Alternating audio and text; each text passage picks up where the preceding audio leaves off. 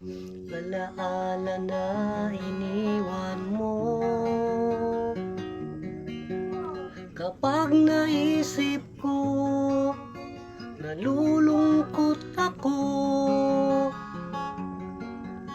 Nagtatanong kung bakit iniwan mo. Bakit tayo nagkalayo?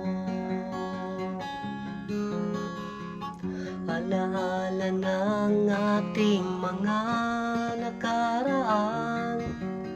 Kapag kapiling ka, anong ligaya ko? Hindi pa ba sapat ang pagmamahal ko? Bakit tayo nagkalayo?